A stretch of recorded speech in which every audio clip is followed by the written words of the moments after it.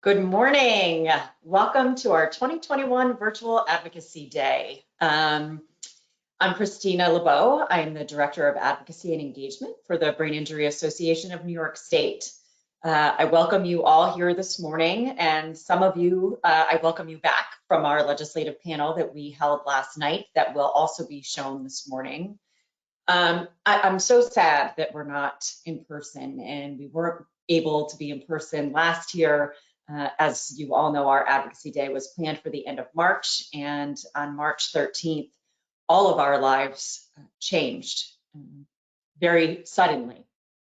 So I'm thinking about all of you. I can't wait to see all of you again. I can't wait to sit and hear your stories and give you hugs and just have conversations. And I know that so many of us out there are feeling isolated, and we just know that we're hopefully coming to an end where our lives can at least go somewhat back to normal.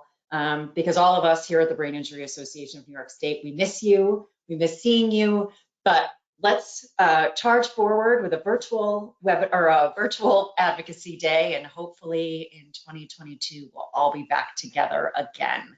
So today we have an awesome day planned for you. We're going to have some opening remarks from our president of the board, Mr. Barry Daines, followed by some welcoming remarks from our executive director, Ms. Eileen Reardon. And that's going to be followed by one of our guest speakers today, Maeve Sheehan.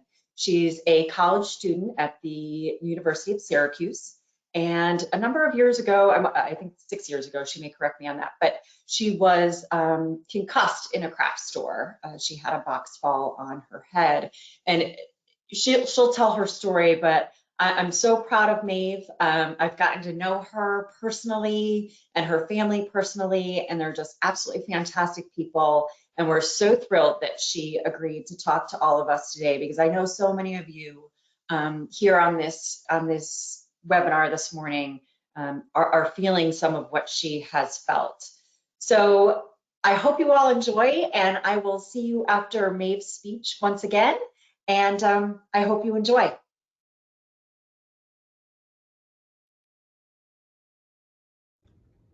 Hello, my name is Barry Dane, and I am the board president of the Brain Injury Association of New York State.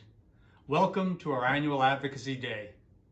We come together today to give voice to individuals and their families whose lives have been changed forever as a result of a traumatic brain injury. We do this with a heavy heart and mindfulness to the tragedy of the pandemic that continues to plague our communities. Our prayers are with everyone. Despite the tragedy of the pandemic, we have hope that we can all return to a life of togetherness, a life of health and prosperity. Despite the tragedy that changes the lives of individuals who sustain a brain injury and their families, we have hope. We have hope that the services can be made available to improve the lives of persons with brain injury. We have hope that laws can be passed to protect the individuals so they may never have to endure the effects of brain injury. So today we all come together virtually to ask our legislators to be our voices so we can create hope, hope that things will get better, hope that individuals we serve will have a home of their own, hope that the individuals we serve will work in our communities, and hope that individuals can be protected from sustaining a brain injury. I urge us all today to use our voices, and every day, so we can all come back together the same time next year and celebrate our accomplishments as a community. Celebrate the changes that will improve the lives of individuals with brain injury and their families. Thank you for all your efforts to help bring change and to help bring hope to our community. Have a wonderful day. Hello, my name is Eileen Reardon, and I'm the Executive Director of the Brain Injury Association of New York State. I'd like to welcome you to our annual Advocacy and Legislative Day. This is your day. As a consumer, a member, and an advocate, we provide you this platform to make your voices heard. It is now more important than ever that we continue to fight for the rights and delicate services that improve the quality of life for brain injury survivors. There is so much to talk about and so much to be done. And now, And now we have the COVID-19 pandemic. The brain injury community can empathize with the feelings of isolation, anxiety, and experiencing the unknown. This is your opportunity to let your legislator know you and others have lived with those feelings. And if we can collectively address the largest public health issue facing our planet, we can collectively address the needs of brain injury survivors. This is your time. Make it count. Here is to a hopeful and engaging 2021, and we look forward to the day we are all together again. Thank you, and raise your voice. Hi, I'm Maeve Sheehan. I'm 20 years old, and this is my concussion story. So before I experienced my traumatic brain injury on October 30th of 2016, I was a high honors student, a 3-sport athlete, and I was the captain of my team, so I watched many of my teammates get injured on the field very often, and concussion was a very common injury that I saw. So that's kind of what I would associate a concussion with until October 30th in 2016. I was in a craft store shopping, and a storage bin fell and hit me on the head out of nowhere and knocked me out. That is when I really learned and experienced firsthand what a concussion can truly entail. And I learned very quickly that TBIs and concussions are not straightforward. It's not a 2 weeks off the field, out of school, and then you're back type of thing.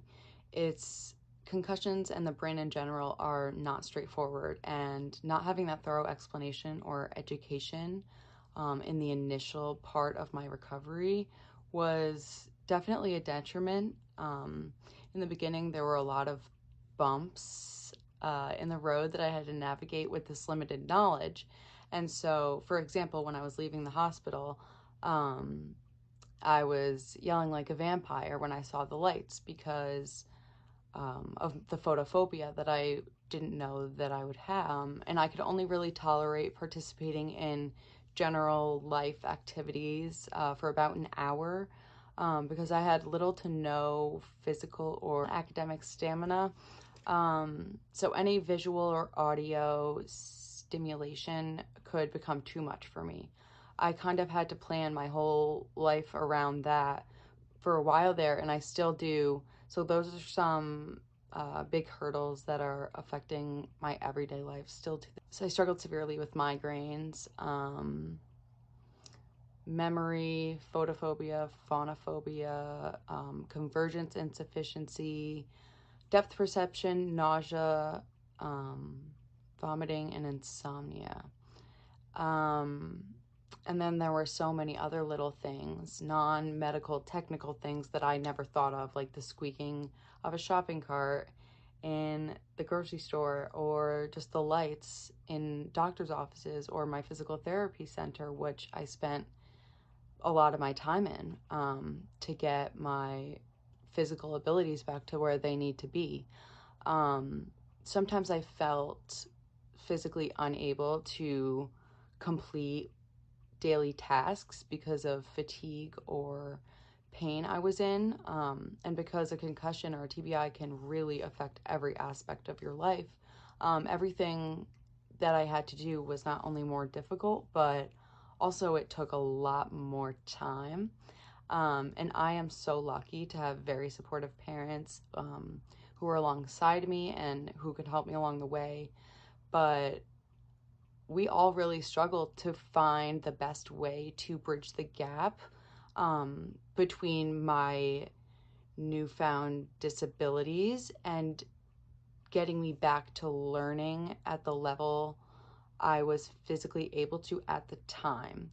And that was really tricky. That was tricky for me to navigate, wanting to do more than I physically could. It was tough for my parents to see me go through what I was going through and find the right help. It was tricky for my teachers who wanted to support me as well and didn't know exactly what resources to provide me with. I was out for a while due to the severity of my injuries and all those little things that I hadn't thought of about returning to school, even though I wanted to. The lights, the bell, the general noise level, and the physical abilities that I lacked at the time that are necessary to return to school, I struggled with that. And so the next month I struggled to regain my physical abilities to complete any type of work. And then we try to focus on getting my education back on track with what I was able to do. So that next month we struggled with countless individuals who were sent by the district to teach me my junior year curriculum at my kitchen table for home instruction. And my experience with home instruction was quite the unnecessary battle, because between a serious lack of experience, qualification, a language barrier, and my difficulties on both ends, that was really difficult. So not only was I not learning anything, I was in a lot of pain afterwards, and sometimes I couldn't really handle all that was in front of me. And so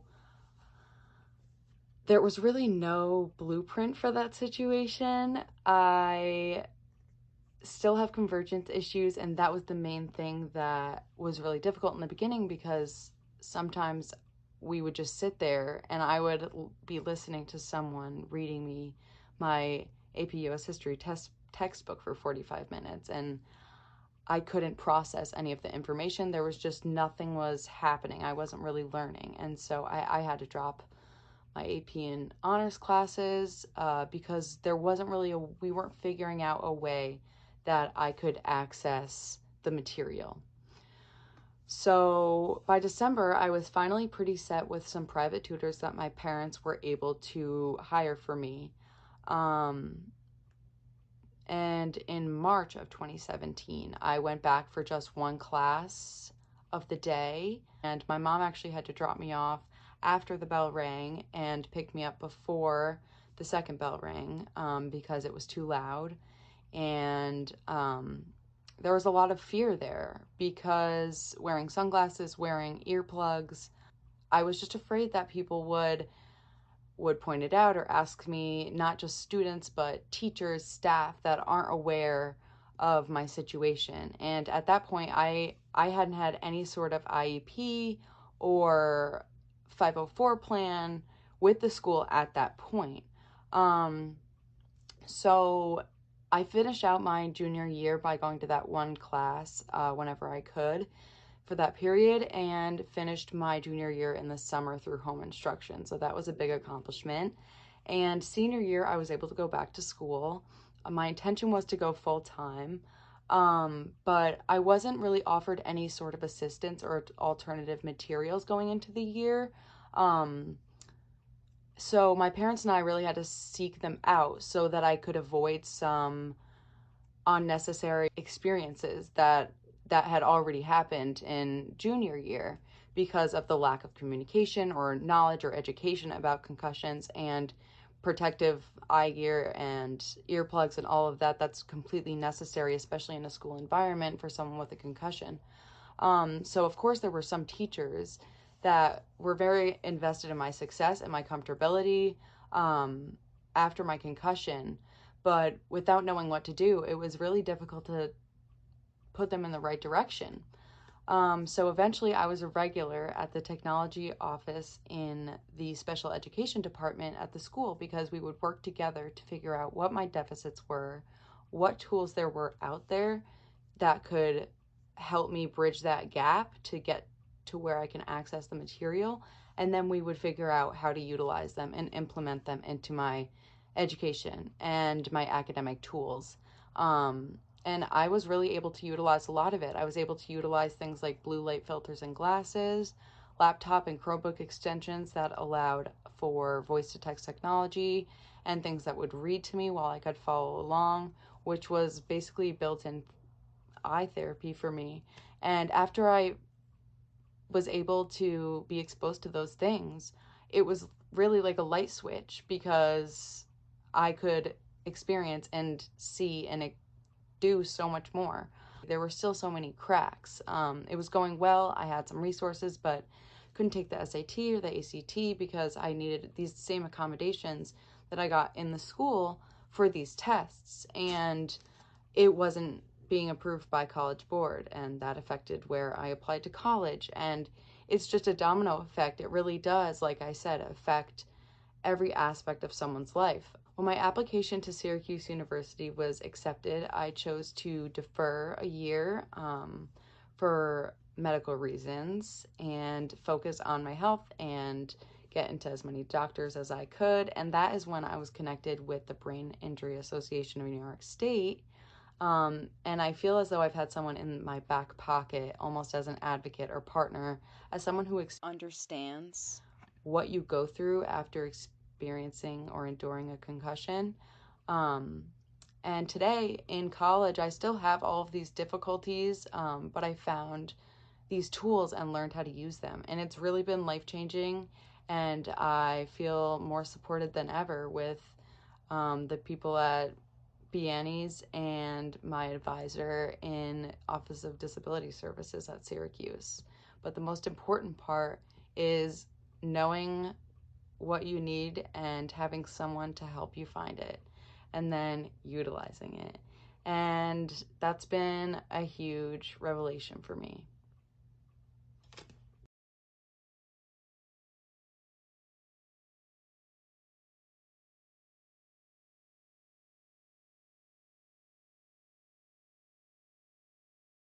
Thank you so much, Maeve. You're such a brave, beautiful young woman. We really appreciate you talking to us. And we know that sometimes that takes a lot of guts to come out and tell your story and the struggles that you had. And all of us at BIANYS are just so thrilled that you have come into our family of BIANYS, and we're just so thankful for you speaking out. And so many people, again, on the line today and watching today probably have suffered the same exact things that you have. And we're just so lucky that we were able to get a grant from the New York State Health Foundation that allowed the BIANYS staff members to go out and educate school personnel and how to deal with concussions in the classroom and bring students back to learning and really helping them understand what it's like to suffer a concussion and have to learn and still keep up with your classwork. So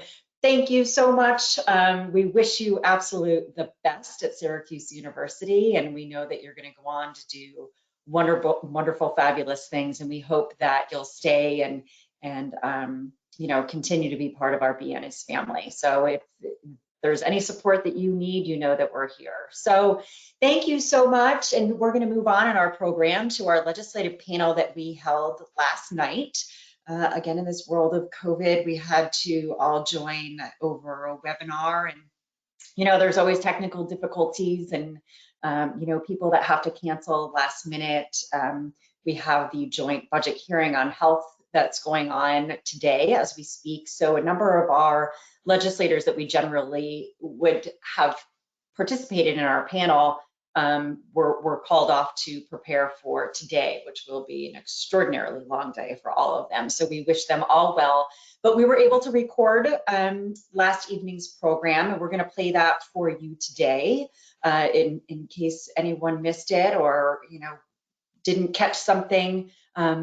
So I hope that you enjoy it. It's Senator Brad Hoyleman and Assemblymember Charles Fall. It's actually Brian Early from his office. And those are our sponsors of our Concussion Management Awareness Improvement Act, a bill that actually could have really helped Maeve in her struggles and with school. And then we were joined by Assemblymember Richard Gottfried, who is the chair of the Health Committee and a champion of so many brain injury issues that we're all dealing with, and Assemblymember Aileen Gunther, who is the chair of the Committee on Mental Health, who is a nurse and has been in the field and understands traumatic brain injury and acquired brain injury.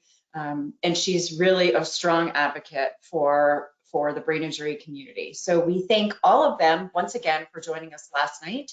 And I just do want to remind everybody that if you have questions that we'll answer at the end of our program today, to feel free and put them in the questions box, and hopefully we can get to them. So I hope you enjoy our legislative panel.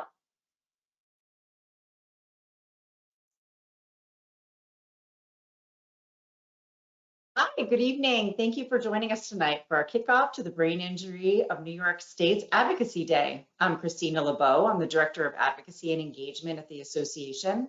I'm going to be monitoring tonight's event. I wanted to remind you all attendees that you're able to ask questions in the chat button over on the right-hand side of your screen. We would absolutely love to hear from you.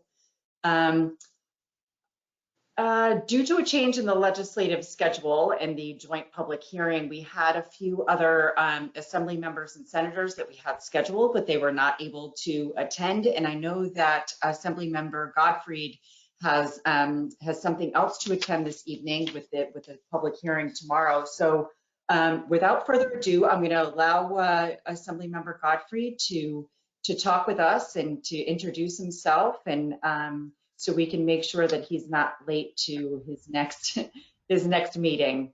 So welcome, Assemblymember Gottfried. Thank you so much for being here. Well, thank you. So to introduce myself, I'm Assemblymember Dick Gottfried. I represent a little piece of Manhattan, and what brings me here is I chair the Health Committee in the New York State Assembly. We are facing, again, a very difficult budget year with a whole lot of political turmoil going on at the same time. Anybody who isn't hiding under a rock probably knows that. But because of the considerable shortfall in revenue because of the COVID recession, and because our public needs in New York have been underfunded for years, and that's all made worse by COVID. We are having difficult struggles with the health part of the budget. It's fine. As with every other part, including, of course, the Medicaid program. The number one issue, I guess, of concern to the association is the TBI and brain injury Medicaid waivers, under which TBI patients and brain injury patients are served through a specialized program that isn't just another part of Medicaid managed care. It's a program that has been working superbly well.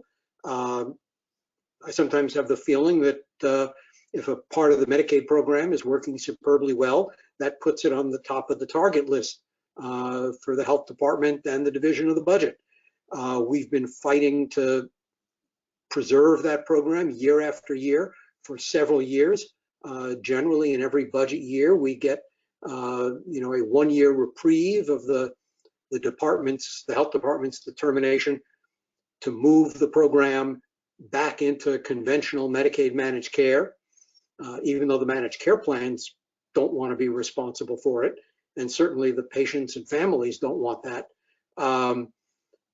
So the current carve out for managed care expires at I think it's the end of this year, and so in this year's budget we are fighting tooth and nail to eliminate the sunset of the carve out and make it permanent. And that I think is by far the number one issue, certainly on my agenda that relates to TBI. Yes, thank you. Thank you, Assemblyman. I've been doing a number of advocacy presentations throughout the state, and everyone is asking about that bill. what is the likelihood that that will go in the budget, do you think? Well, I think it will be part of the Assembly's one house budget package. That will be nailed down over the next probably couple of weeks.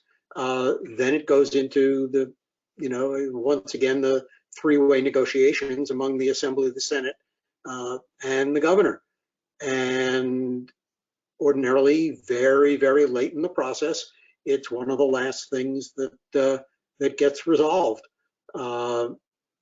And whether we will get another last minute 1 year extension or be able to get it made permanent, or the worst, of course, outcome would be that they say, the heck with this, and it's allowed to expire. You really can't guess at this point what the likely outcome is, which is why we all have to be as vocal as we can in developing as much support, certainly within the legislature, for making this a real priority. Yes, absolutely. And so everyone that's participating knows we've been working very closely with Assemblymember Godfrey's office, as well as the members of the Ways and Means Committee and the Division of Budget, doing support letters and so on and so forth. So we thank you very much, Assemblymember Godfrey, for all of your work for the TBI community and making sure that this bill passes and moves forward. This has been a long time fight, that I know a number of people would love to see come to an end. So we thank you very much. You're very welcome. Would you like to say anything? And like I said, I know you're very pressed for time, so I wanted to make sure that you had said everything that you would like to say, or we don't have any questions as of yet in our chat box. But is there anything else that you would like to mention about this year as a whole, or the disability community? Yeah. Well, I think the disability community, like a lot of other communities that rely on public programs of various sorts, all need to be totally engaged this year. I would put in a plug that in addition to talking about the particular program that you're dependent on or that you're served by, is to recognize that part of the pickle we're in is that back in 2011, the governor kind of pressured the legislature into agreeing to an overall cap on the Medicaid program, which was a terrible idea then, still is a terrible idea. It does not adequately accommodate medical inflation or the growth in enrollment, or the fact that more and more Medicaid enrollees, thanks to the passage of time, are getting on in years, and therefore using more and more expensive services. Fighting to repeal that cap, I think, is important to all of us. And every issue in the budget ultimately comes down to, is there money for it in the budget? And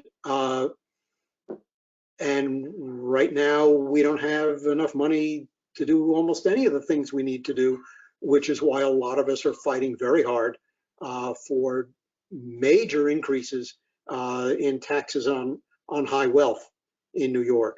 And that's important not only to get us through the COVID recession, but through the austerity financing that we have been getting deeper and deeper into for the last decades. It's not just Governor Cuomo, it's governors going back years and years and years who have gotten us deeper and deeper into austerity funding. And what we have a question. What is high wealth defined as? Well, different revenue proposals use different numbers. If we're talking about raising the taxes on upper income brackets under the personal income tax, proposals I've seen start with small increases in the marginal rate for people in the $300,000, $500,000 a year range, going up from there. So we're talking about the top couple of percent of the population. We're also, people are talking about taxing capital gains the same as ordinary income. You know, as many people know, it is now taxed at a lower rate, which to me has never made sense. And capital gains is a category of income that is overwhelmingly concentrated in the hands of the top, you know, couple of percent of income earners. Okay. And here's the question of the evening for me to you, I think, is that when someone doesn't qualify for Medicaid and they need TBI services, what's their next best option? I'm tempted to say move to Canada where they have a single payer healthcare system. Although I'm not sure Canada wants us all moving there. And of course, part of my answer to that question, as to almost any question in the healthcare area, is the New York Health Act, my bill to create a single payer system here in New York, which would provide totally full coverage to every New Yorker, rich and poor alike, and would also include home care and nursing home care and just the whole from soup to nuts. But in today's world,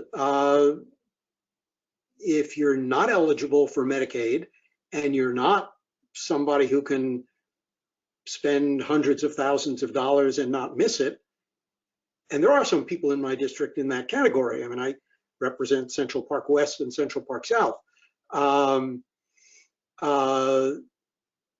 If you're not in that category, you're really in trouble. And what happens is a lot of families, a member of the household gives up a career or gives up a large part of his or her life. And in our culture, it's overwhelmingly her life to care for the family member who needs help. And it shouldn't be that way in a wealthy industrial democracy. Right. Thank you for answering that. And that's exactly why we are pushing for our continuum of care for resource facilitation. We've been asking for a line item in the budget for now 4 to 5 years that would really benefit the individuals that don't qualify for Medicaid, can't get on the waiver. So thank you very much for that. I don't want to leave out Assemblymember Gunther and Senator Hoyleman either. Do either one of you have anything to go off of what Assemblymember Godfrey? Here. Thank you. Okay. Her mic's not working again. Do you want to go first, Senator? Can you hear me? Well, okay. Are we talking? I thought Dick had to leave. I'm sorry. Yeah, if I can log off, I will do that. Okay. Absolutely. Okay. Okay. Dick, any parting words? Anything else? I'm sorry. I don't know if we're doing this in order.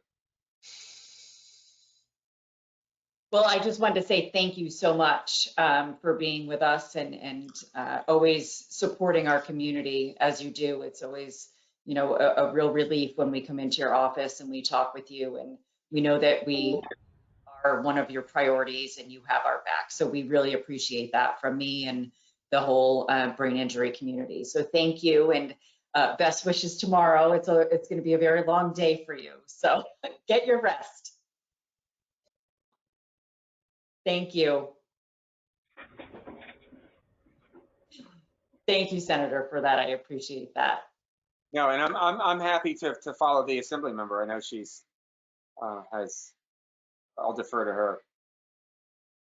Well, I mean, I think Dick explained everything that's really going on both in the Senate and the Assembly.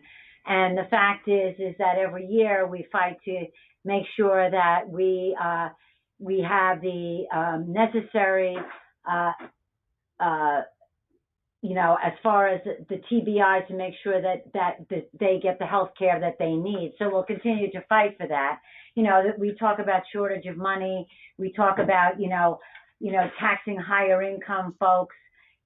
So I really can't say exactly what's going to happen at this point in time, but I really think that the TBI is something that we've done year after year, and I believe that we'll be able to have that included in the budget this year. I do believe that. I mean, those people that, I've had a few people in my community that has had a TBI, and this is really life-saving for them and their families especially.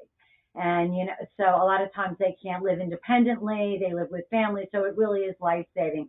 So, I think that this year, more than ever, because of COVID, because of the craziness that's going on right now, there's just so much going on, a lot of balls up in the air, that, that most people that I know support the money for TBI, and I think that the fight will be there, and, certainly will be very vocal about it.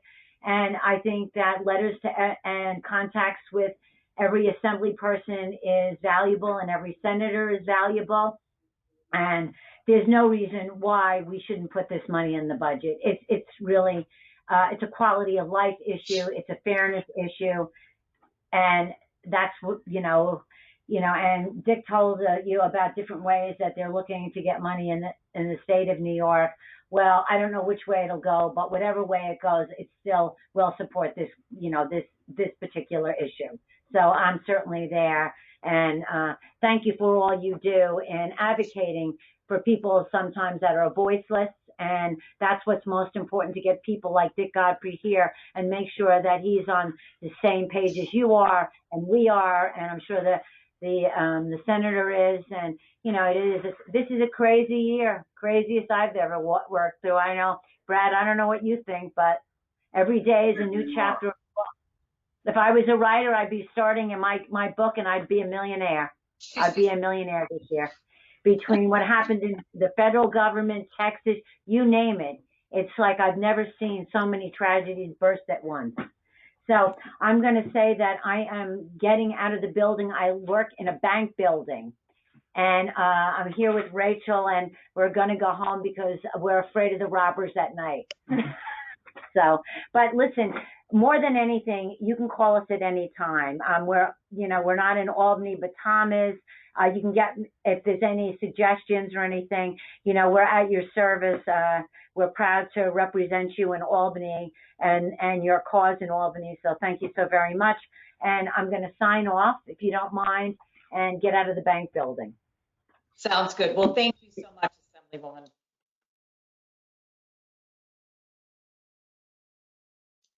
I just want to let everybody know that Assemblywoman Gunther is a retired nurse, although she keeps her license up, and she's always been a fantastic advocate.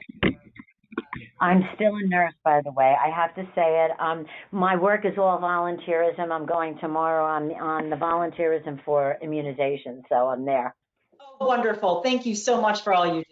Thank you. I'm not retired. I still have that license and working as much as I can for my constituents and anybody in the state who needs me. So thank you. Well, I knew you kept your license up.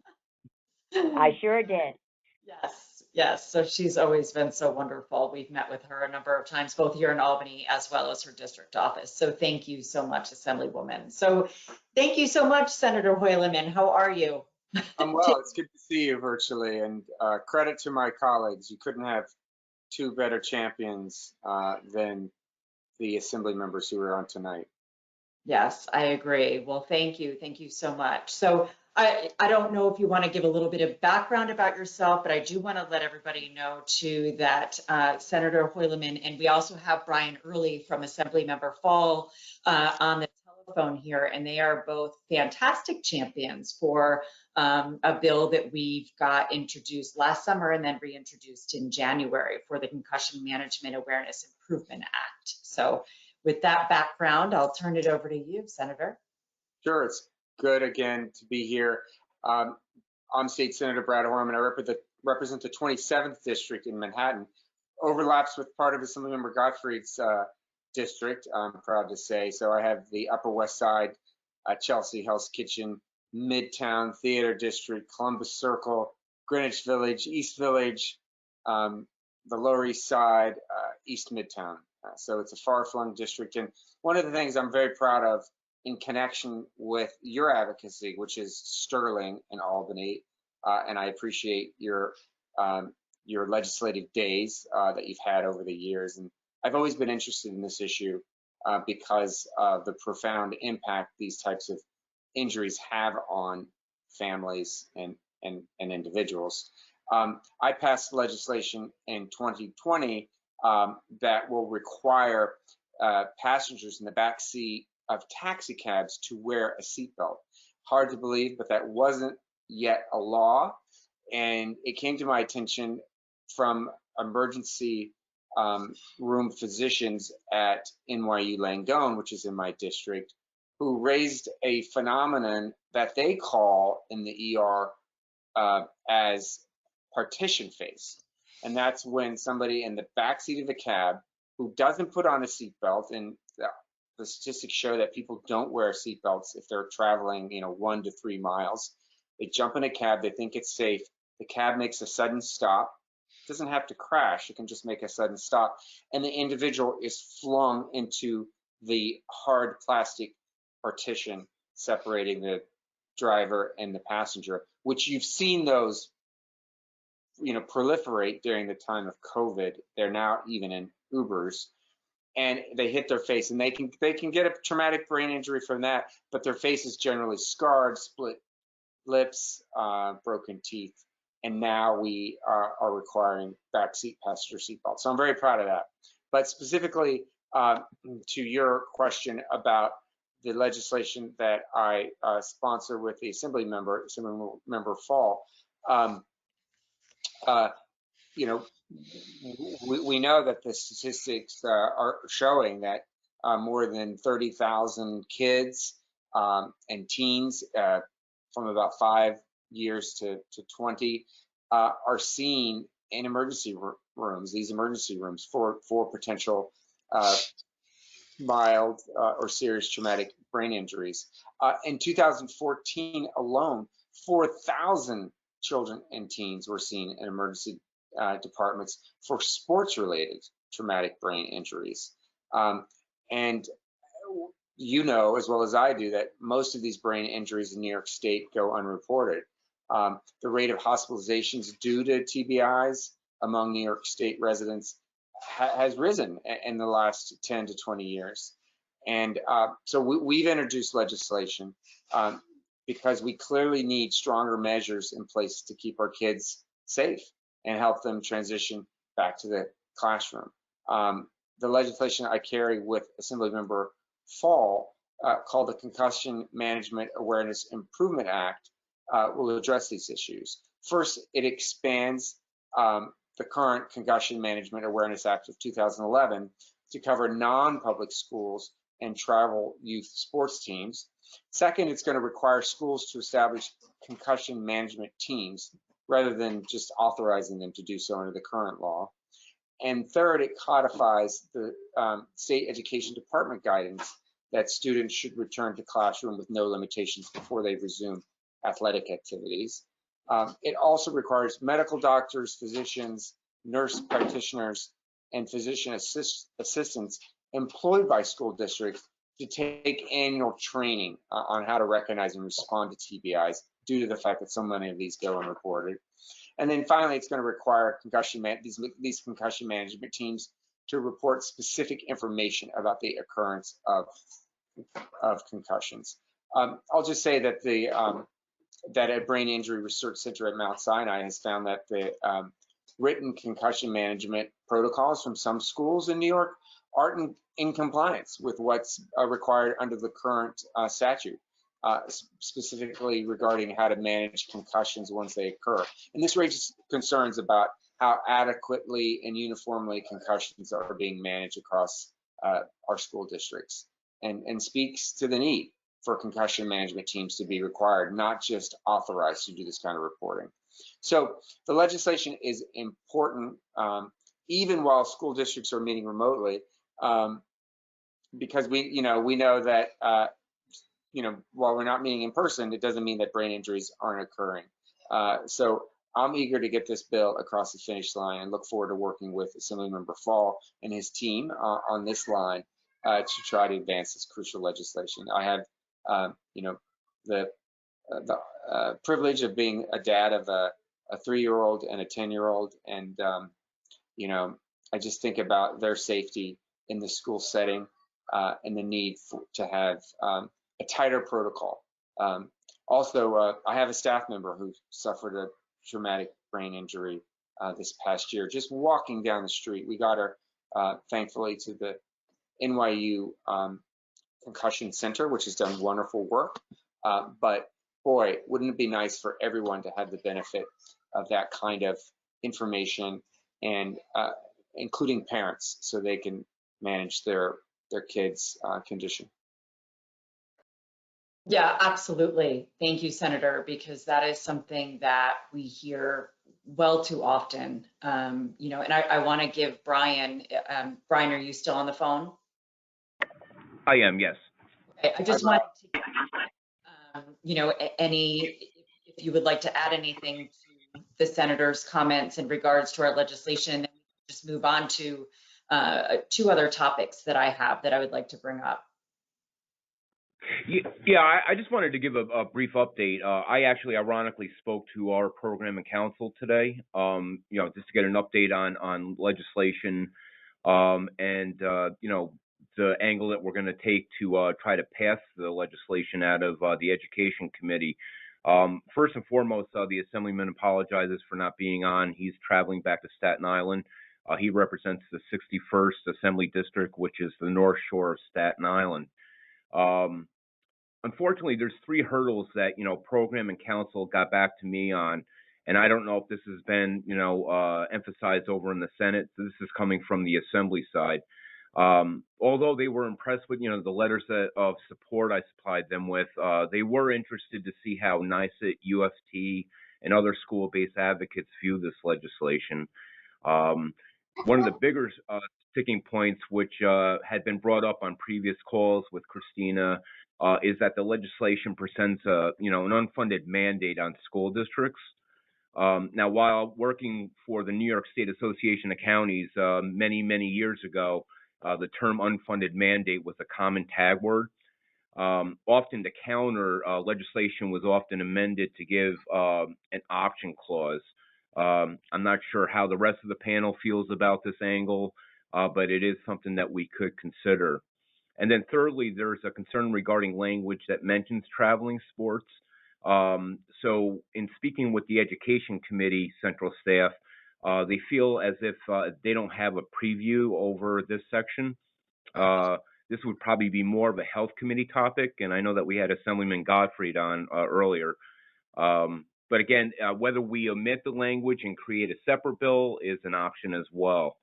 And just to also finish off on a separate but good note, prior to my discussion with Central staff, Assemblyman Benedetto, chair of the Education Committee, agreed to go on the bill as a co-sponsor.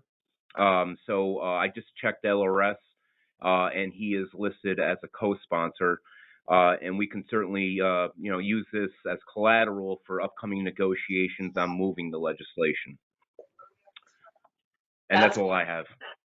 That's fantastic news. Thank you so much, Brian. As far as the teachers union, I have been in touch with them. They are reviewing the legislation.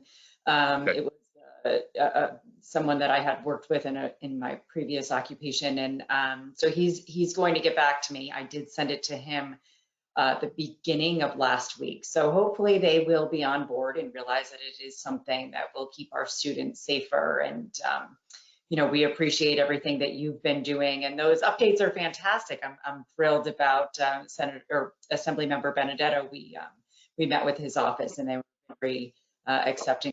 So that's excellent. So thank you, Brian. And just to let everybody know, the Assemblyman used to, he was a Division I basketball player. He played for Southwestern, I should say. So this is kind of, he holds us close to his heart, especially in protecting our students and student body. Wonderful. Thank you. Senator, I heard you say that you had to Yeah, jump off. I have to go as well, but thank you for having me. It was really great to continue to work with your team who did such a great job. Unless there's anything else, I should stay on. I do have one question in regards to OPWDD funding.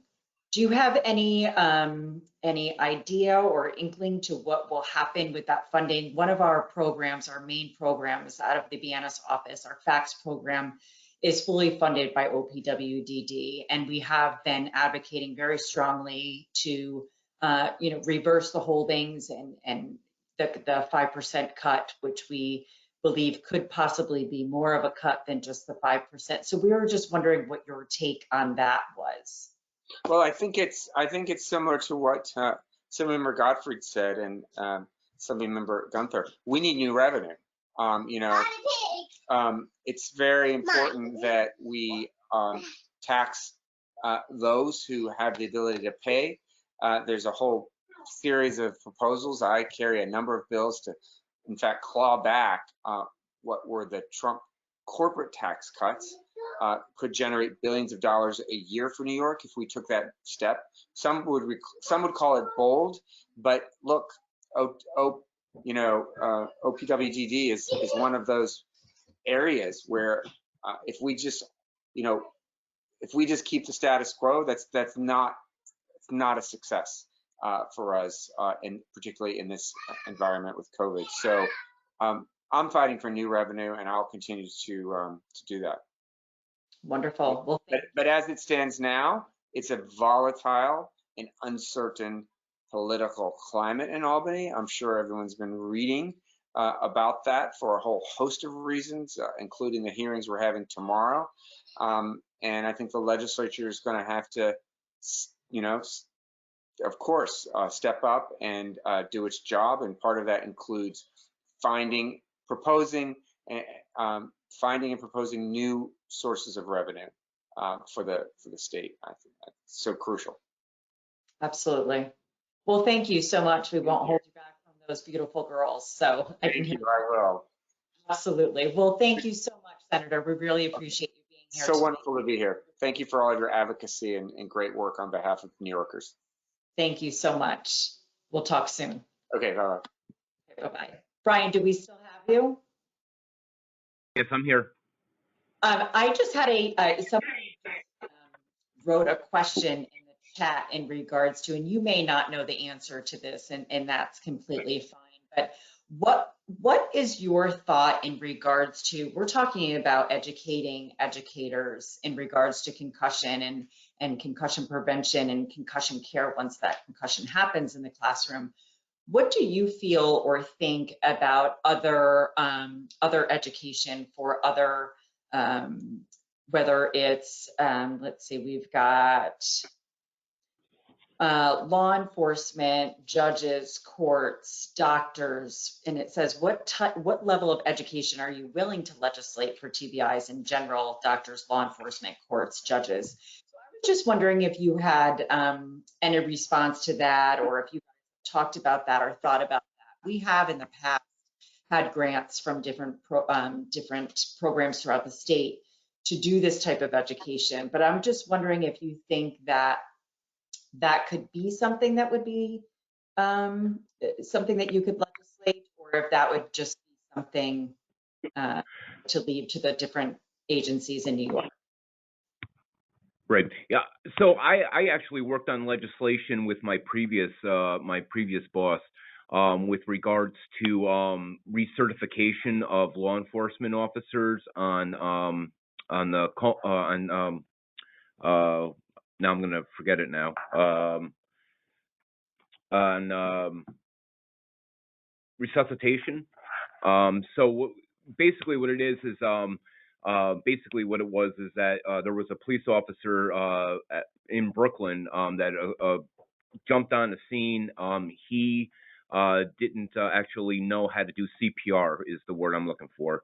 So we actually passed legislation similar to what you're maybe suggesting here, where law enforcement officers minus state police, we had to amend the bill at the end to exclude state police. to be certified on an annual basis and not on a biannual basis. So, I mean, there is legislation out there that actually might work. As far as going into the court systems and all that, that does get a little tricky. But I don't see any fault, or I don't see any major problems with actually drafting legislation that would address this, especially when it comes to concussions and traumatic brain injury.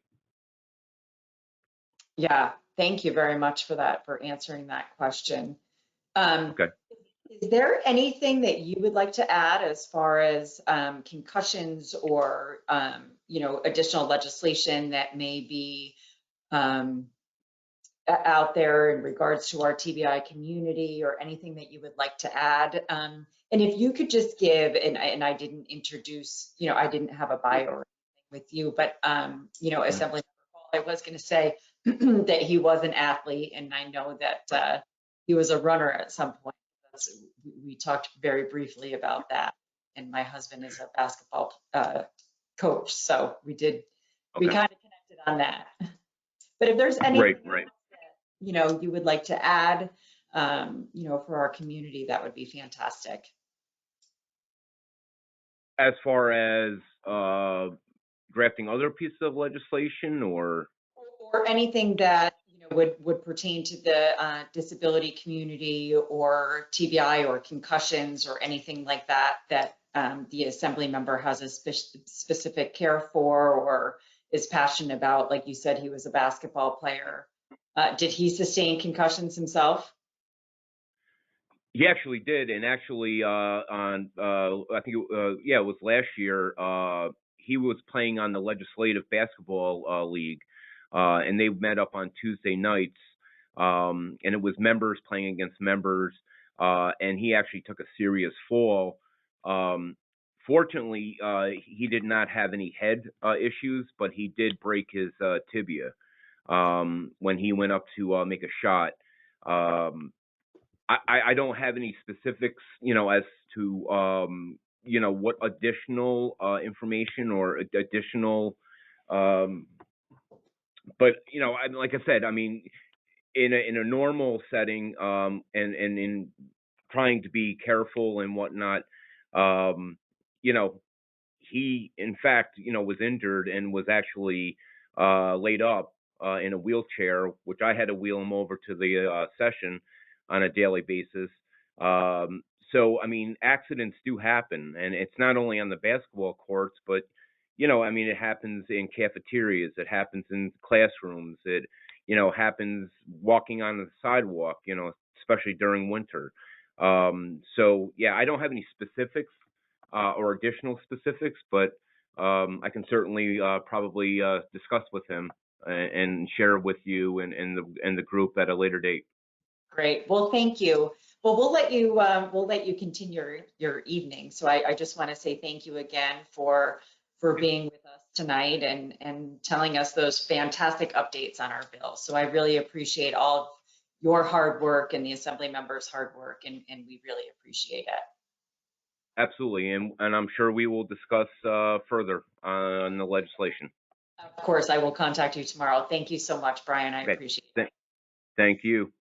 Okay. Bye. Bye-bye. Well, as we can see, we're going to wrap it up for the evening, just a little bit early. Of course, things never go as planned in Albany with the legislative session, with tomorrow being such a big day with a number of our assembly members and senators that we have an interest in talking to are on those health committees and mental health committees, and that joint hearing is tomorrow, starting at 9:30 tomorrow morning. So those hearings go quite a long time. So I'm glad that they were able to come in and talk to us for a little while. And this really kicks off our day for tomorrow, our advocacy day tomorrow, that starts at 10 with some welcoming remarks, and then fantastic speakers, as well as we will re-show this tomorrow. But we're looking forward to seeing you all tomorrow, and I appreciate you all being with us tonight. So thank you so much. We'll see you tomorrow. Bye.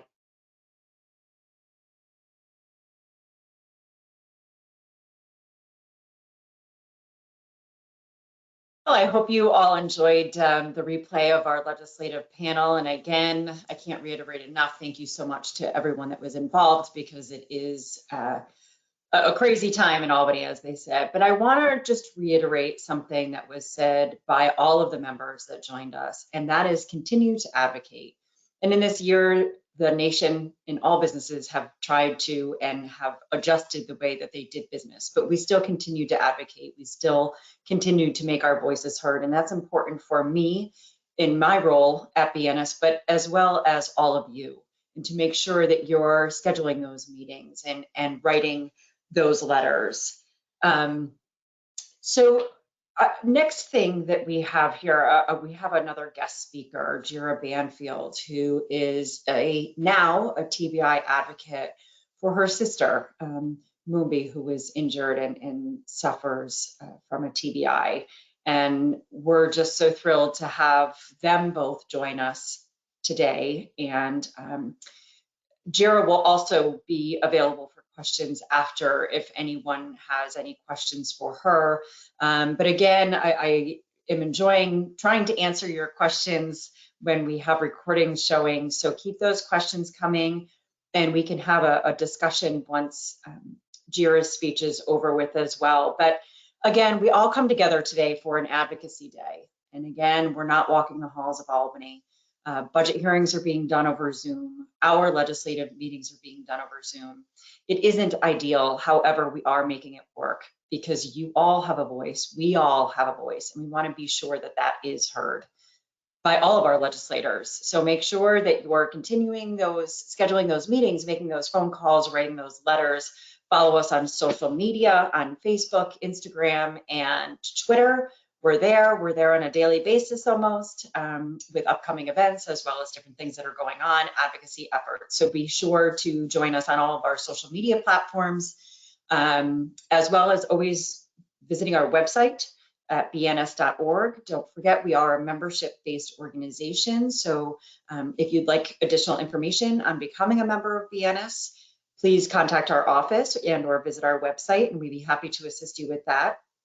So moving along in our morning, again, I would really love to welcome Ms. Jira Banfield. I appreciate her time that she's spent with me on the phone and different members of BIANYS over the last number of weeks when we were first introduced to each other from a phone call in November.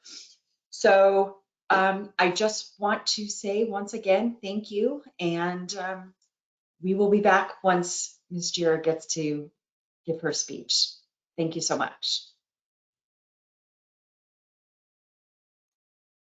I would like to thank staff and members of the Brain Injury Association of New York State, friends, family, and the entire traumatic brain injury community.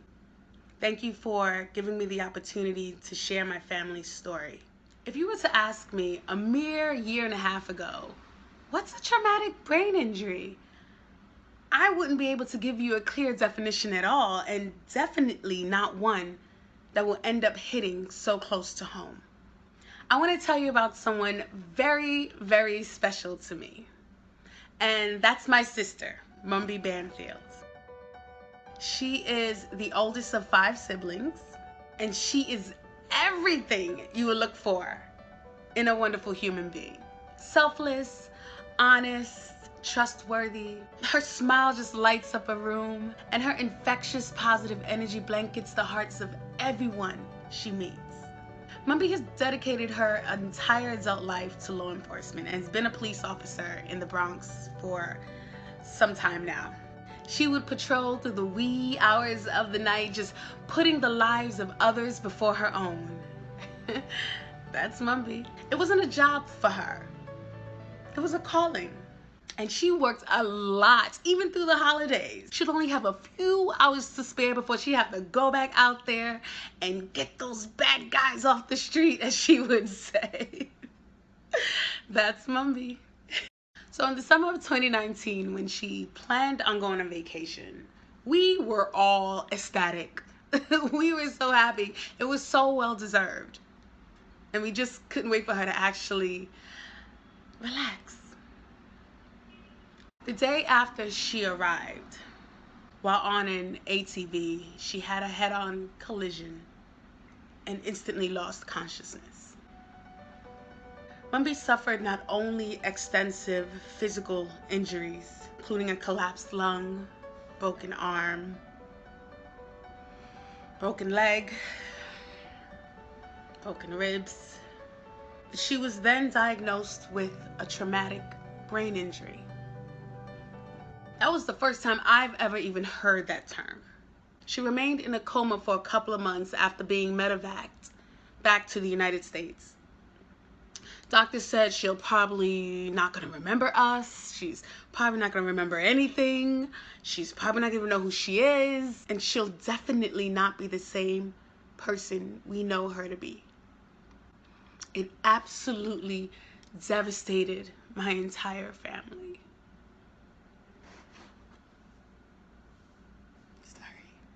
At that moment, I needed to know, what can we do to support my sister through this traumatic experience? She had to learn how to walk again, learn how to talk again, learn how to do those day-to-day basic tasks that you and I take for granted. As she transferred from hospital to hospital, it was so difficult trying to navigate through this process. From the moment of injury, there were no support services, no resources, nothing. I mean, I wouldn't wish this experience on my worst enemy, because every minute was something else. Everyone we came across just couldn't guide us in any way or help us understand what this diagnosis means for the rest of my sister's life. We just wanted to know, how do we help the one person who has always been there to help us in her most dire time of need? In sheer desperation, I scoured the internet for something, anything that could help Mumby through this recovery journey. Then I came across the Brain Injury Association of New York, and I called right away. One of the staff members answered, and instantly the level of support was overwhelming and refreshing. I was soon connected to two amazing young ladies, Tony Ann and Zazelle, who are what you would call FACS coordinators. And it's an acronym. What it means is Family Advocacy Counseling and Training Services Coordinator, which is a program under the Brain Injury Association of New York. And their role essentially is to actually be true advocates for TBI survivors and their family. We were so excited that there was someone actually delegated to really helping us through this. Unfortunately, the maximum age to even have a FACS advocate is 22. After 22, you're just not eligible. Now, what I found interesting is that with over 160,000 traumatic brain injury cases in the state of New York, and that's data from about 7 years ago. So that number is extremely, extremely higher today. How do we justify creating partitions by aging out TBI survivors from resources and the support that they need? My sister is an active, sprightly 43-year-old woman. She could tell you. I mean, you mean to tell me she's not deserving of a significant quality of life? Even though my sister wasn't eligible for this particular program, she was able to participate. We've been able to maneuver our way through this tangled web of long-term continued care. No way I would have been able to figure this out on my own. And if I didn't drop everything and move back to New York determined to be by my sister's side through her recovery journey, and other family members weren't able to step up, Mumby would be lost in the system like so many others. That is not fair, and that is not just. See, when a brain injury happens, it doesn't just affect the survivor. It affects the entire family, the entire community. Not every brain injury and path to recovery is the same, especially under the challenges of a global pandemic. Recovering from the physical limitations alone is overwhelming in itself, but the financial ruin that follows is irreparable, especially without the support of the TBI waiver program or even organizations like the Brain Injury Association of New York. But there are things we can implement today to make a significant difference in the lives of everyone impacted by brain injury. Number one, a continuum of care program, which is proposed by the Brain Injury Association of New York. This initiative is pretty robust, and it will include prevention and outreach and ongoing support services that do not age anyone out. You see, that moment of impact, that's not what defines a traumatic brain injury. It's ongoing. It's a continuous, arduous journey toward a sustainable quality of life. With the continuum care program in place, so many TBI survivors in this state will not have to navigate this journey alone. Number two, there's something called the Uniform Assessment System. It's a particular tool used to evaluate the level of care for people receiving certain services, but it does not fully assess cognitive disabilities, which you and I know impacts New Yorkers at a greater extent than other disabilities in the state. So we can have Medicaid use this tool to evaluate the needs of New Yorkers with cognitive disabilities so they can have access to critical services that they need within their own communities. That is something we can do. Number three, let's increase the services offered for TBI survivors in the community. Let's do it. That's independent living skills, community integration counseling. You know, when I talk to my sister and I'm like, well, what do you want to do when you get back in the community? She's like, I want to be independent. I want to be able to fend for myself. That's what she wants more than anything. So let us continue to provide those resources to build that confidence that has been lost and stripped from TBI survivors. That's what we can do today. I understand we're governed by policies. I understand that all of it is imperative for us to move forward as human beings toward progression. When we're talking about a segment of the community who have suffered enough, who will endure lifelong trials and new challenges, we have to then ask ourselves, at what point do we stand together and make that decision collectively to provide the brain injury community of New York State a fair shot? What is it going to take for us to start making decisions that support people before policy? It has to be an oath to do the right thing, to not limit those on the fringe of society who are simply trying to regain a sense of normalcy after a debilitating life experience. I found out that so many traumatic brain injury patients are displaced. They've fallen through the cracks, never to be heard from again. So many deserve better. My sister deserves better. We should not be implementing legislation that re-traumatizes a community that has been through enough, whose life journey is expected to be littered with judgment, impairments, and a never-ending battle for normalcy. We should not be on that side of legislation. So when you're writing your bills and reviewing legislation, I understand that other things may look favorable. Other things may hit a little closer to home. But the reality of it all is that there are people in this community who are diagnosed with a traumatic brain injury, who are struggling and who are suffering. There are families that are suffering. I only ask that you are intentional with your actions, and it's taken very seriously. This is a reality that so many families in our own communities are facing. It starts with you. I know it's not an easy task, and I know it can be daunting. But I also know that it is in each and every one of you to do the right thing for this community and for the TBI survivors of this state. It is in each of you to make New York State a leader in brain injury rehabilitation, brain injury treatment, and care coordination. Numbi has spent all her life protecting and looking after members of her own community. Let's not let her down.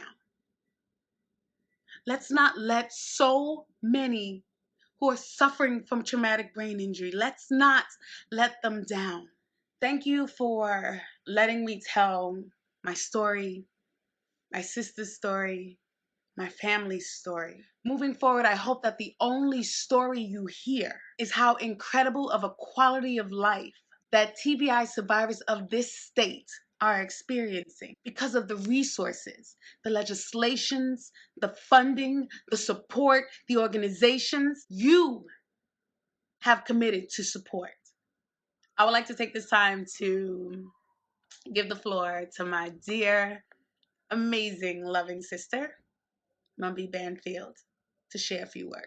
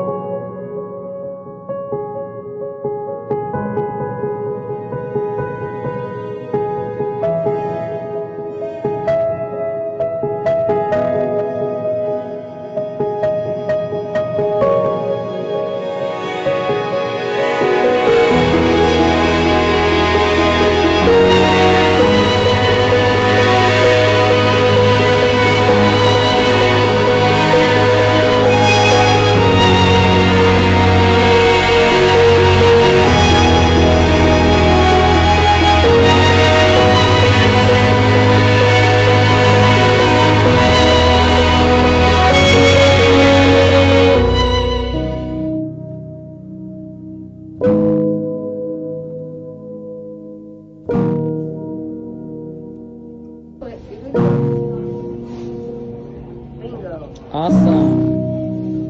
You go, girl. Good, kick the right. Wow, Mumby, the right leg's moving.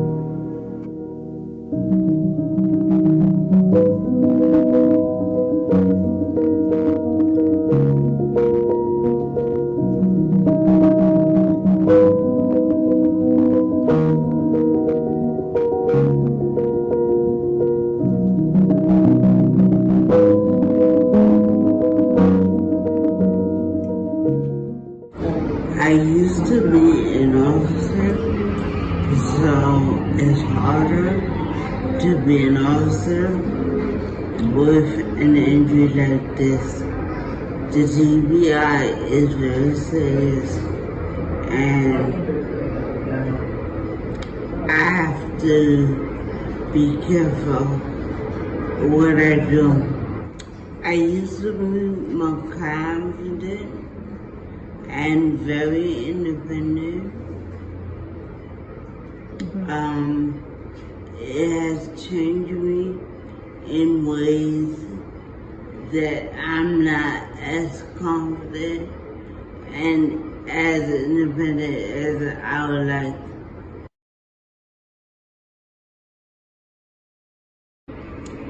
Trust in the process, trust the people working with you, listen more and do your best.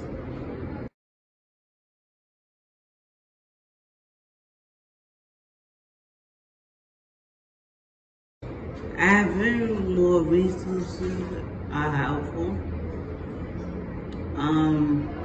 It's more people speaking up for you, and they understand you better.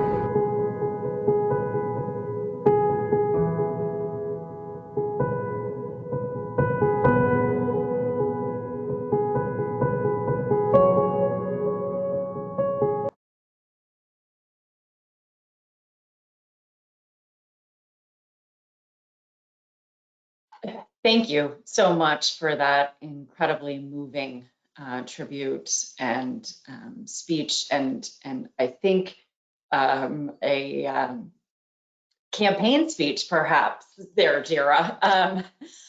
Thank you. And if that story doesn't speak to the need of the continuum of care and what we are the state of New York is neglecting to give to individuals that have sustained a TBI, that are just looking for answers. You know, Jira had to look on Google to find us and called us. And I'm so happy and honestly feel so lucky that I answered the phone that day and connected with Jira and got to talk to her day after day after day and really helped her on her journey. So we welcome you, Miss Jira, and we thank you, and hats off to your sister.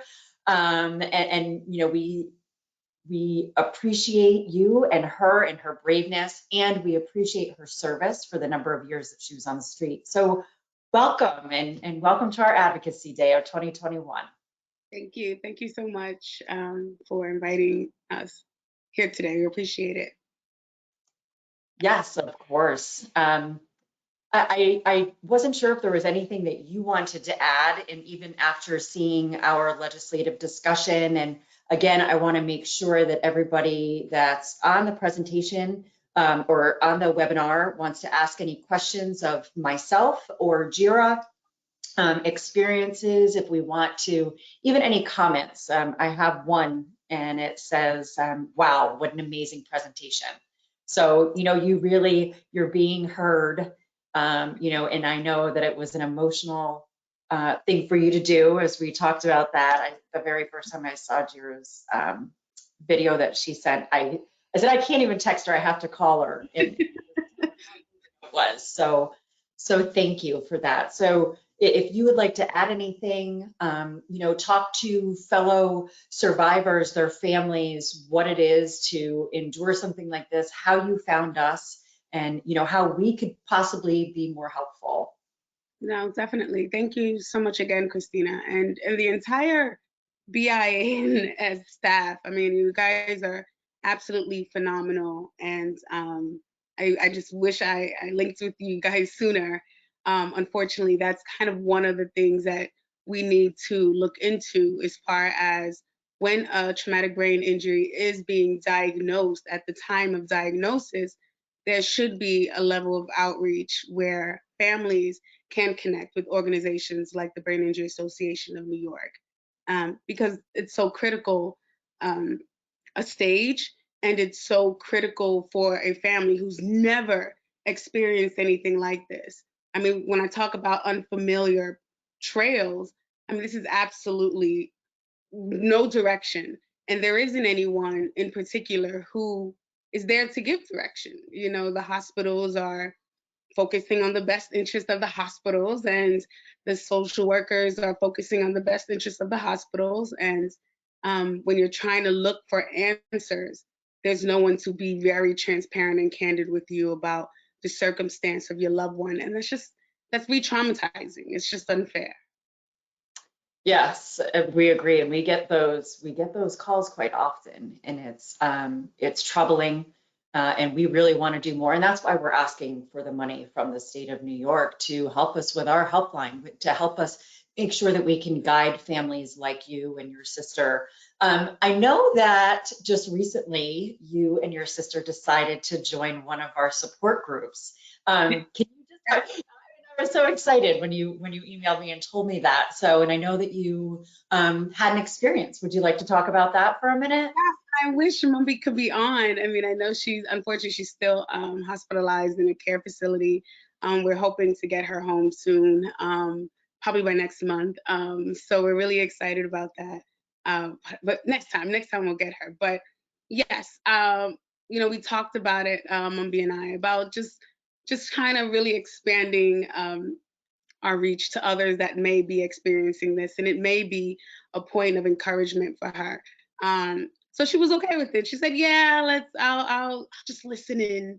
And I'm like, "All right, well, you know, if you ever want to just mention anything, you know, you can I'll just listen in. I'll just sit back here and listen in," because it was a virtual support group call, and literally after a minute of hearing some of the other survivors speaking and really being candid about their experience and a lot of the challenges that they've been facing, minor from just extraordinary headaches to major issues where they can't even, you know, like stories from Ms. Sheen from earlier today, stories where there's things that really make it difficult to concentrate, she literally instantly jumped in, and was very encouraging to them, and also just very transparent about how her experience has been.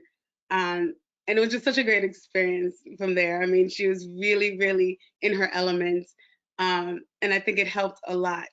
And we never thought that, a support group, it's usually really kind of nerve wracking the first time.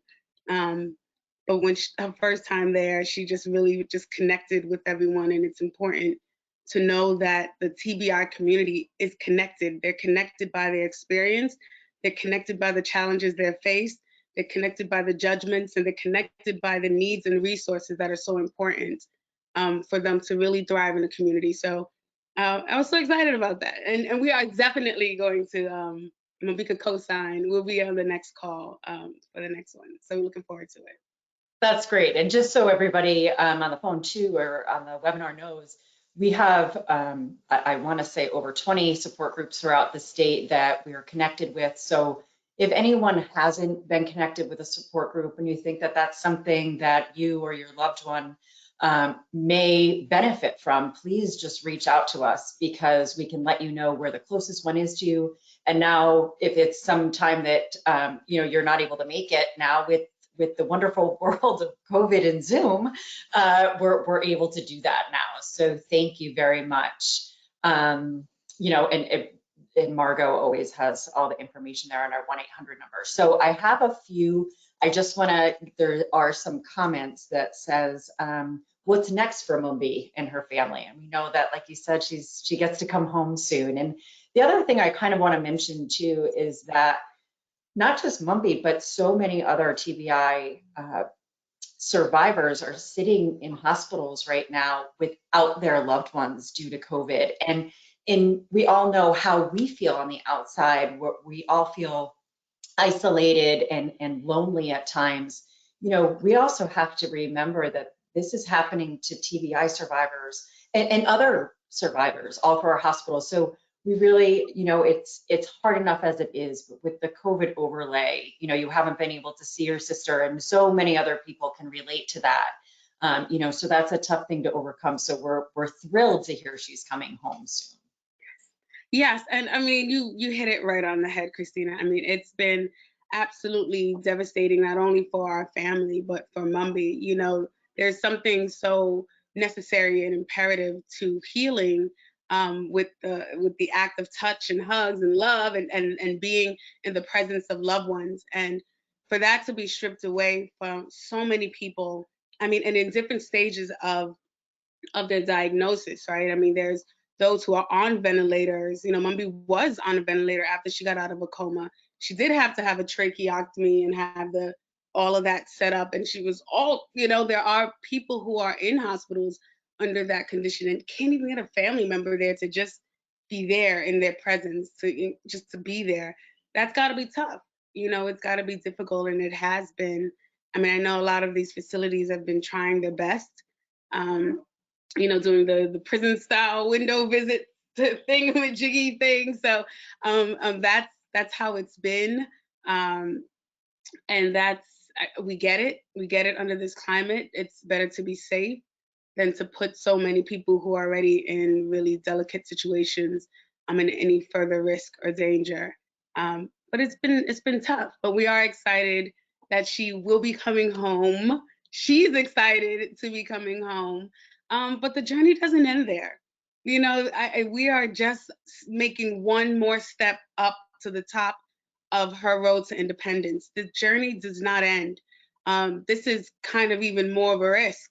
There is a percentage, and Christina, I don't know if you know that number, but people who are able to be discharged from hospitals and facilities who end up being readmitted to hospitals because of something, right? So there's this higher desire to make sure that the environment is safe, to make sure that she will be in a very accessible, friendly space. Because Mumbi still has intensive therapy to do. She will be doing physical therapy, occupational therapy, speech therapy is something that she really, really wants to focus on. her speech, and cognitive therapy. And that's going to continue. And that's going to continue. The journey is going to continue. We were told early on that this recovery journey was going to be a long one, and they were not kidding. And I think, unfortunately, it's going to be longer because of the COVID climate that we're in, making things really difficult, not only for us, but for people who are in need of a lot of resources in their conditions. Yeah, yeah.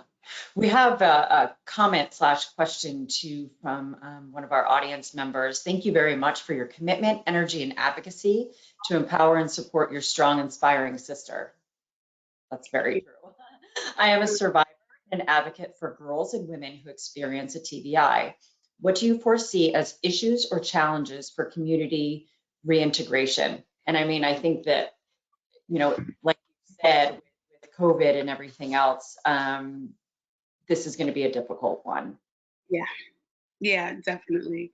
I agree, and that's a great question. I guess I can speak from my own experience that, yeah, this is going to be a difficult few weeks because it's a lot of players involved, and then there's a lot that needs to happen even prior to Mumby coming home.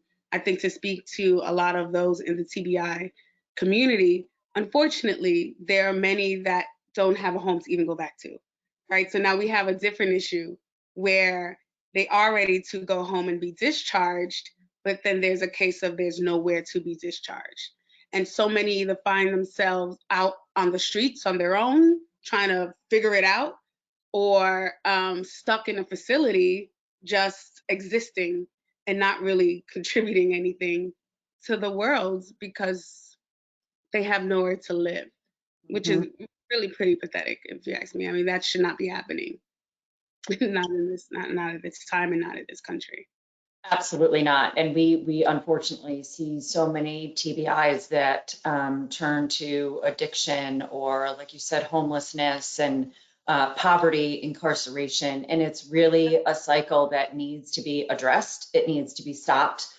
We are lucky that we've got a number of legislators that are on our side, but we do need the funds. We do need the extra resources at BIANYS that can help people at discharge, that can make sure that they have a home to go home to. You know, we push this continuum of care, and we try so hard to make the governor's office and the Division of Budget understand how impactful that program could be for so many families over the state, and how much, truthfully, it could save the state money. But it just doesn't seem to be a top priority. So all of us together, the whole brain injury community, we need to come together. We need to write letters. We need to make meetings and make sure that all of our legislators are educated on the TBI issue. And so many, I mean, if you think about it, I can say to somebody, oh, I work for the Brain Injury Association. 2 seconds later, it's, oh, so-and-so had a concussion and this is what's happening. You know, we're working with somebody, you know, within BIANYS, and she said, oh, my son had a concussion, now it's a reoccurring concussion. It's out there, and we just all, again, as a brain injury community, need to come together and talk about that.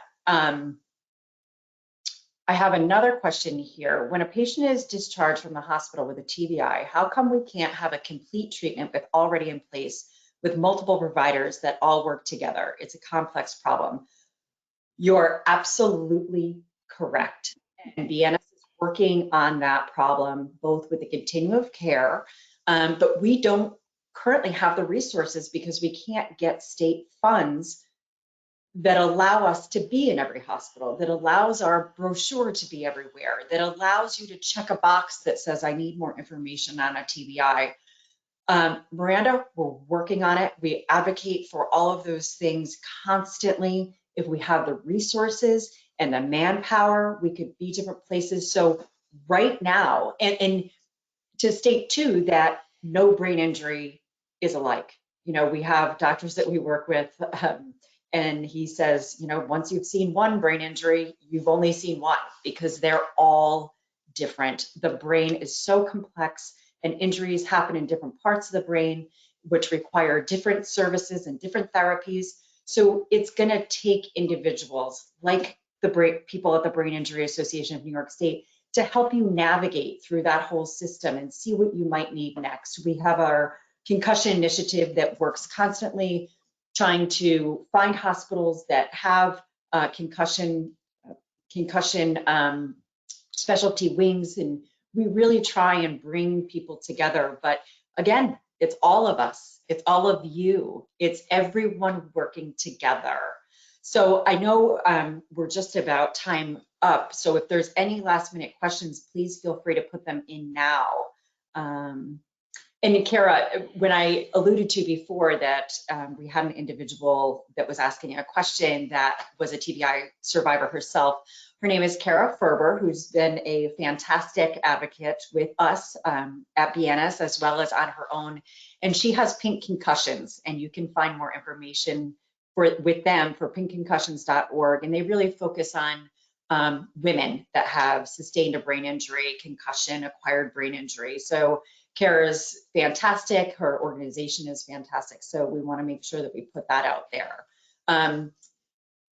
Again, BIANYS has many programs. We have a helpline that when you call, it's a person. You don't get, you don't get an answering service unless it's after hours, but we will call you back as soon as we possibly can. We have our fax program with our fax coordinators all around New York State. We have our support groups, our chapters. We have professional development series. We have webinars. We go for grants that do additional education. So we are out there. We are here for our brain injury community. Call us, email us, write us a letter. We have one more, let's see. A special thank you to Jira for sharing your experience. Maybe a food for thought. Mumby's experience is a great soundboard for many families. Legislation is critical, so is outreach for other families struggling. Could we have more regular webinars? Or does the program have a foundation where they raise money from individuals? Thank you. We would love to see more advocacy from Jira, perhaps legislation on the legislation level. That's funny, Jira. We just yes, again, we want to make sure that we're out there. We're constantly doing events that do raise money. We have our walk in September, our March On for Brain Injury this year will be virtual again, and we miss you. We miss all of you, all of your faces, and all of your spirited conversations that we get to have. And we have our gala in November where we're hoping that we can be in person. We have our conference, it's coming up in June. Our medical symposium. So, and we do hold webinars on a regular basis. I would love to do more of this type of thing, even it not being Advocacy Day, a special day delivered to this, but maybe we could get more panelists and more survivors and caretaker on the phone. We also have March in just a few days. March is Brain Injury Awareness Month. Wear your blue, raise money for the organization. Contact us at BIANYS.org to find out more information. And Jira, I'm gonna close this up soon, but is there any last comments that you would like to make? I just want to encourage the traumatic brain injury community. I mean, I think above all, who I find most important in all of this is the TBI community.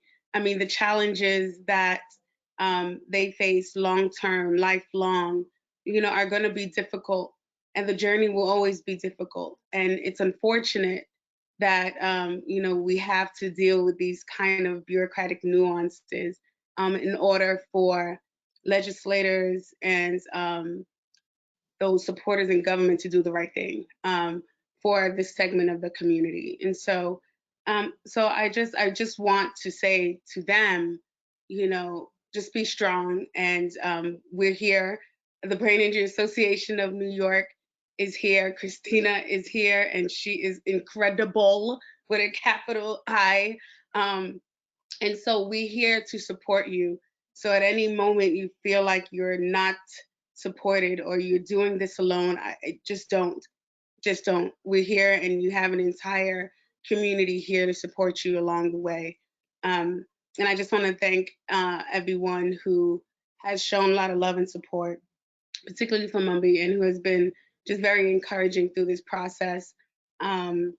Christina, Tony, and Giselle, so many people I've met in this organization who I swear they hide wings under their shirts. I told that to Christina the other day, and they're angels. They're really angels. They're hiding their wings to do this kind of work because it's not easy.